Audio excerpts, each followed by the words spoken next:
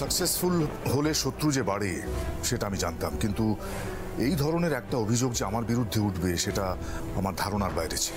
তার মানে আপনি বলতে চাইছেন এই অভিযোগ সম্পূর্ণ মিথ্যে। ঘটনার সত্যি মিথ্যে যাচাই না করে লাইভ নিউজ আমার বিরুদ্ধে এই খবরটা যে বার করেছে সেটা অত্যন্ত কুরুচিকর এবং লজ্জাজনক। ওদের কাছে মেয়েটা অজ্ঞাত হলেও আমি নামটা বলতে বাধ্য হচ্ছি, বর্ষা দত্ত।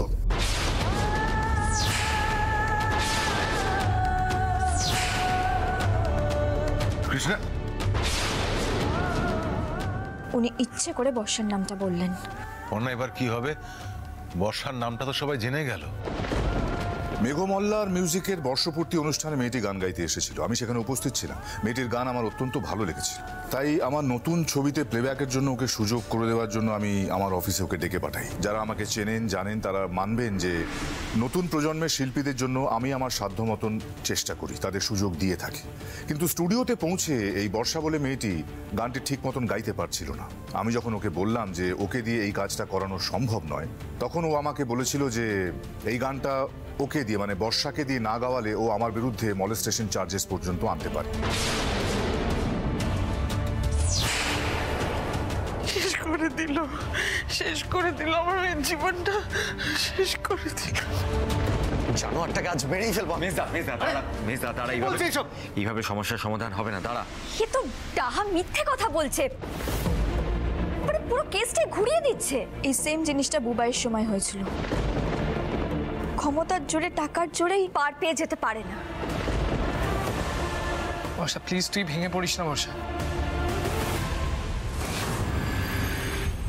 তাই মেয়েটি স্টুডিও থেকে চলে যাওয়ার পর আমি আমার উকিল এবং সেক্রেটারির পরামর্শে আগাম জামিনের আবেদন করে রেখেছিলাম। আসল ঘটনাটা আপনারা সরাসরি ইন্দ্র কুমারের মুখ থেকে শুনলেন। আমার আরেকটা কথা বলার আছে। আমি নতুন প্রজন্মের শিল্পীদের উদ্দেশ্যে একটাই কথা বলতে চাই, যদি তোমাদের মধ্যে প্রতিভা থাকে এবং যথেষ্ট পরিশ্রম করার ক্ষমতা থাকে তবে নাম যশ খ্যাতি তোমাদের হতে বাধ্য, কিন্তু তার জন্য সাকসেসের এই শর্টকাট পথ বেছে নেওয়াটা যে কোনো শিল্পীর কাছে লজ্জার। মনে রাখবে, সাকসেসের কোনো শর্টকাট হয় না। লোকটা এত নোংরা, এরকম একটা নোংরা কাজ করে নিউজ চ্যানেলে বসে সমানে সাফাই গেয়ে যাচ্ছে, অভিনয় করে যাচ্ছে। গত 32 বছর ধরে বাংলা শিল্প এবং বাংলা ভাষা নিয়ে কাজ করে চলেছি আমি। বাংলাকে পৌঁছে দিয়েছি বিশ্বের দরবারে, এখনো দিচ্ছি, ভবিষ্যতেও দেব। কিন্তু এতগুলো বছর ধরে এত কিছু করার পর এই ধরনের নিম্ন রুচিকর ব্যক্তিগত আক্রমণ আমার প্রাপ্য হবে এটা আমি আশা করিনি। আপনি ভেঙে পড়বেন না ইন্দ্র কুমার। সরি। আপনার সঙ্গে যা যা ঘটেছে এটা শুধু আপনার জন্য নয়, গোটা বাংলার জন্য দুর্ভাগ্যজনক। এটা গোটা বাঙালির অপমান।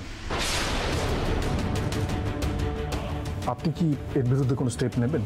এখনো আমি তেমন কিছু ভাবিনি। আসলে আমার আসল ক্ষমতা, আসল শক্তি আমার ফ্যানেরা। তারা আমাকে নিঃস্বার্থভাবে ভালোবাসে। আমি তাদের কাছে বলতে চাই যে তারা নিশ্চয়ই তাদের প্রিয় ইন্দ্র কুমারের বিরুদ্ধে এই ধরনের নোংরা বাজে অপপ্রচার মেনে নেবে না, তারা জবাব চাইবেই। মেজদা, আরে আর সহ্য করতে পারছি না, ওর এই অভিনয় সহ্য করতে পারছি না। ইচ্ছে করছে ও যেখানে আছে না সেখানে গিয়ে ওকে মেরে পুঁতে দিয়ে আসি। বর্ষা তুমি একটু শক্ত হও, সব ঠিক হয়ে যাবে, আমরা সবাই আছি তো তোমার পাশে। তোরা কি ভেবেছিলি বাবু যে একটা মেয়ে খবর করবে আর সঙ্গে সঙ্গে ইন্দ্র কুমারের জেল হয়ে যাবে? হ্যাঁ, এত সহজ? তোমরা কি সবাই বোকা নাকি? কি বাবুর বাবা? আরে বাবা, এতক্ষণ পর্যন্ত তো বর্ষার নামটা কেউ জানতো না, এবারে তো নামটাও জেনে গেল। চোখ দাদা, আমার যে খুব অস্বস্তি হচ্ছে। এত বড় একটা অন্যায় হলো অথচ কোনো প্রতিকার হবে না এটার। এটা আমি কিছুতেই মেনে নিতে পারছি না।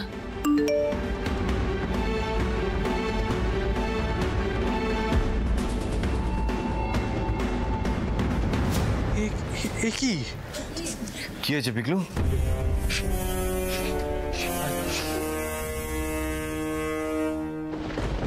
কি অবস্থা দেখো, সোশ্যাল মিডিয়াতে বর্ষার নামে বাজে বাজে কমেন্ট করা শুরু করে দিয়েছে মানুষটা। কি বলছিস কি?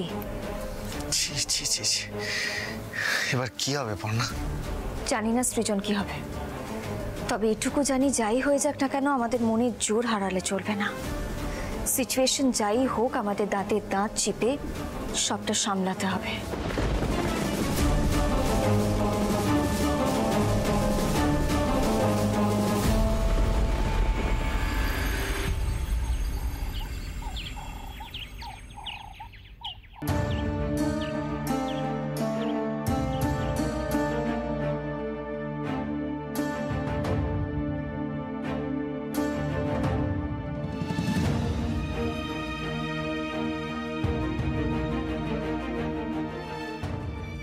এই পিকলু, আর কি কেউ কিছু লিখেছে? আর কেউ কিছু লিখলো মানে দিদি? সমানে তো লিখেই যাচ্ছে, কে লিখছে না সেটাই তো দেখার। নিউজ পোর্টাল আর সোশ্যাল মিডিয়াতে বর্ষাকে নিয়ে যাচ্ছে তাই কমেন্ট করছে লোকজন। এখন এই হয়েছে এক জিনিস, কিছু জানুক চাই না জানুক কিছু একটা শুনলেই হলো কমেন্ট করতে শুরু করে দেবে। অদ্ভুত। আমি শুধু ভাবছি ওরা বর্ষার পুরনো কথা তুলতেও ছাড়লো না। সেই ঘটনার সঙ্গে এই ঘটনার কোনো যোগই নেই, যা নয় তাই বলছে। একজন তো লিখেছে, দেখলাম যে বর্ষা নাকি ওর বরকে জেলে ঢুকিয়ে ও নাকি কোঠায় বসেছিল। সৃজন, আপনি প্লিজ ভেঙে পড়বেন না। একজন তো আবার লিখছে টাকার লোভে বর্ষা নাকি ইন্দ্র কুমারকে ফাঁসাচ্ছে। বাইরের লোক যাই বলবে সেটা তো সত্যি হয়ে যাবে না। আমি বলি কি, কারোর আর এসব দেখারই কোনো প্রয়োজন নেই। হ্যাঁ রে পিকলু, তুই বর্ষার থেকে ওর ফোনটা নিয়ে নিয়েছিস তো? কৃষ্ণা কোথায় গেলে গো?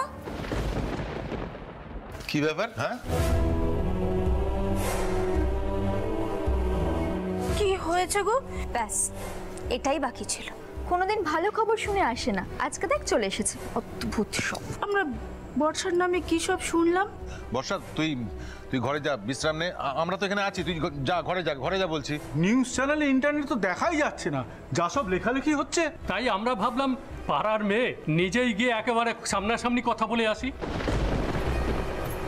আমি হাত জোর করে অনুরোধ করছি আপনাদেরকে, দেখুন এমনিতেই আমাদের মানসিক অবস্থা ভালো নেই, প্লিজ আপনারা এখন এই নিয়ে কোনো অশান্তি শুরু করবেন না।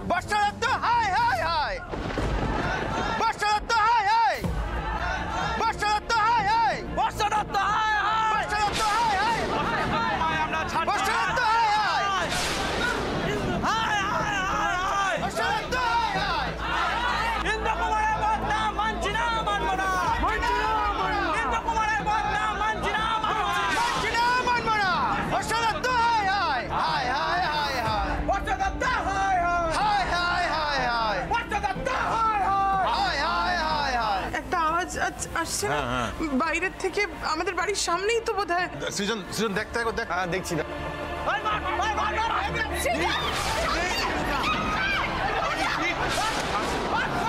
সাবধানে, সবাই সাবধানে।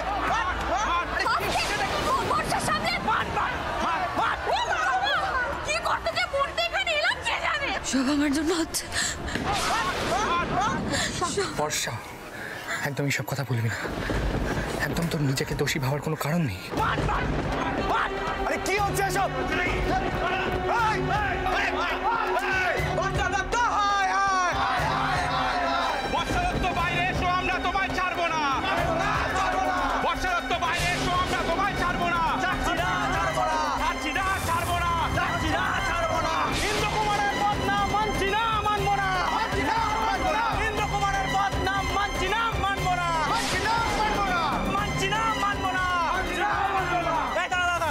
এইভাবে হবে না, ওই মেয়ে সহজে বাড়ে বেরোবে না, ওকে টেনে বাড়ে বার করতে হবে।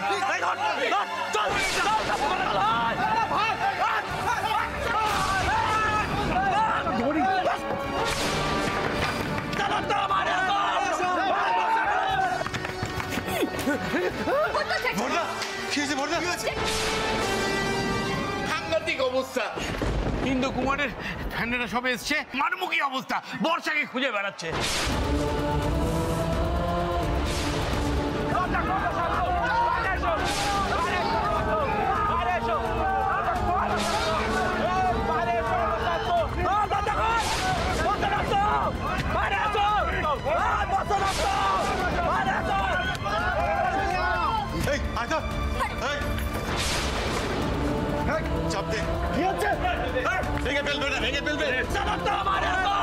তুমি সরে যাও, তোমার লেগে যাবে, তুমি সরে যাও। সবাইকে চাপ দিতে হবে, ভেঙে যাবে। হে যোগ্যদাতা, এ তুমি কোন বিপদের মুখে ঠেলে দিলে আমাদের, সাবধানে। ভেঙে ফেলবে এরা, চাপ দে।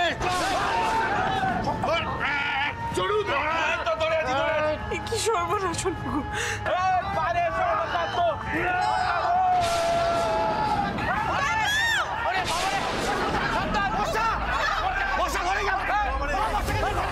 এই যে বর্ষা দত্ত, চল তোলোকে, তারপর বাকিটা বুঝছি। বর্ষা, বর্ষা দাঁড়িয়ে থেকো না।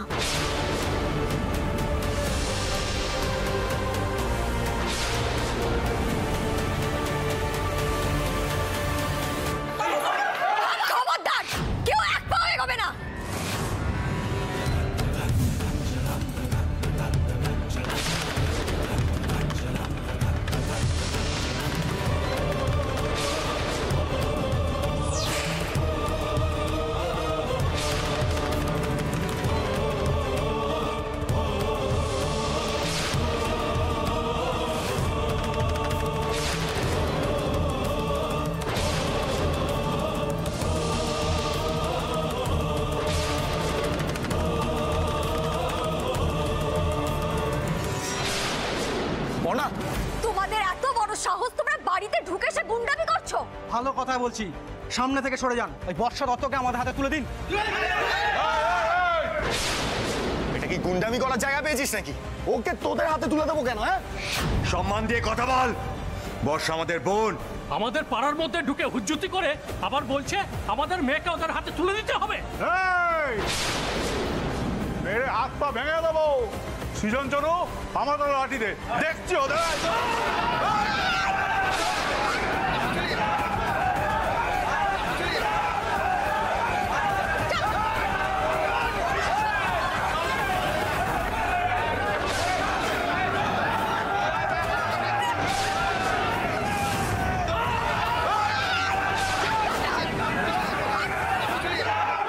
কি এটা কারা? বাড়ির ভেতরে এত লোক ঢুকেছে কেন? বাইরে অনেক ছেলে আছে, সবাইকে এখন ভেতরে নিয়ে আসবো। বর্ষা দত্তকে বাইরে নিয়ে আসো। যতজনই নিয়ে আয়, এগোতে তোরা পারবি না।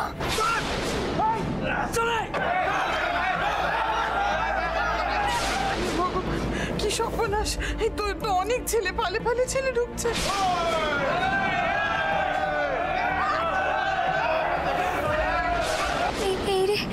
এই যে বিশাল কেস হয়ে গেল গো মৌমিতাদি।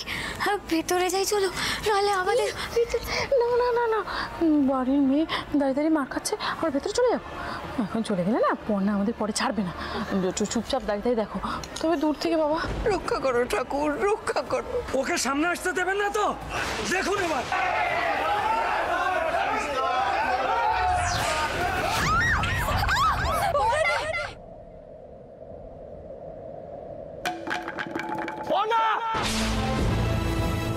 দিদি ভাই,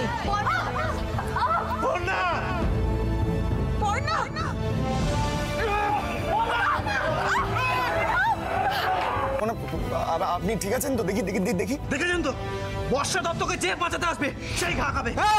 এখন মাথায় মেরেছি, যদি না যেতে দিস না লাশ ফেলে দেবো।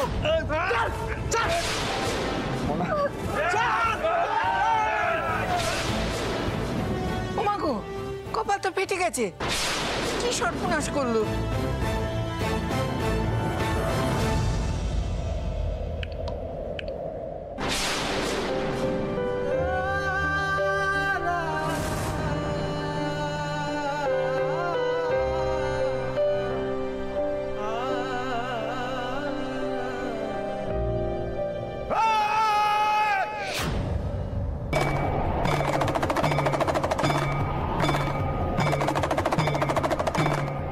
পর্ণার গায়ে হাত তুলবি? হ্যাঁ, আর সব কথাকে পুঁতে দেবো এখানে।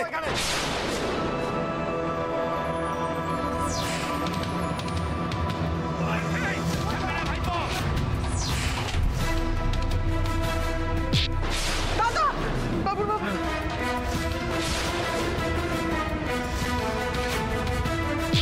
সৃজন সামলে।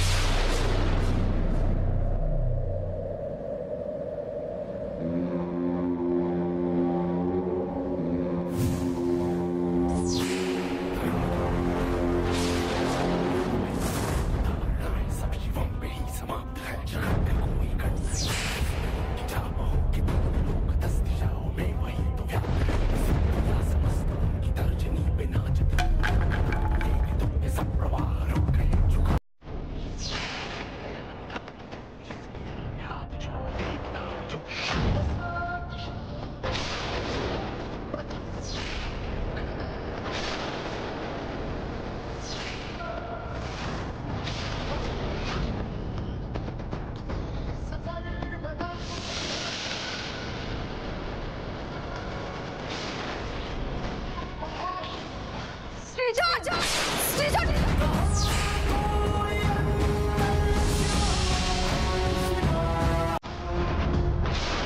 বর্ষা দত্ত, হাই হাই।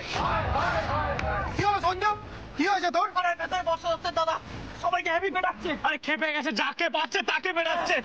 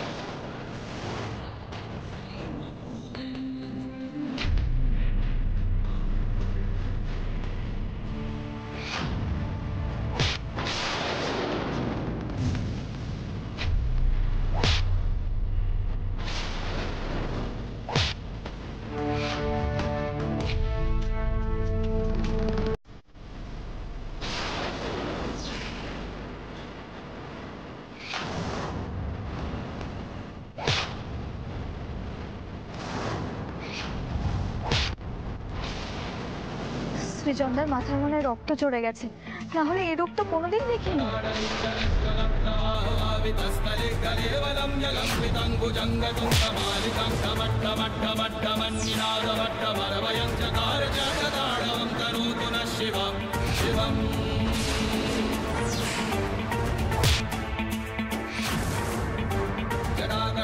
এতদিন ধরে দিদির তার কাটলে কি হয় সেটা দেখেছে, কিন্তু সৃজনদার তো আরো ভয়ঙ্কর। আরে বাবা, দাঁড়িয়ে না থেকে আটকাও না বাবুটাকে। আরে ভাইপো, আর মারিস না, যথেষ্ট শিক্ষা হয়েছে ওদের, আর জীবনে কোনোদিন ব্যবসা করবে না, ছেড়ে দেয়।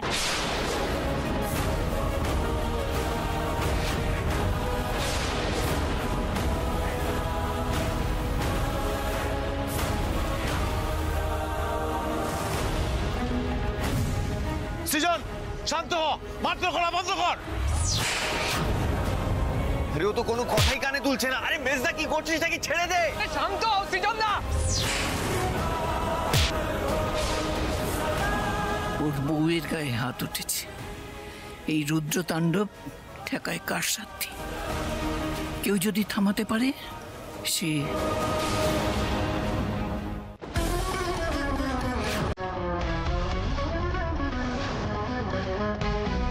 বাবু বাবু, ও মরে যাবে বাবু, ওকে ছেড়ে দে, ও মরে যাবে।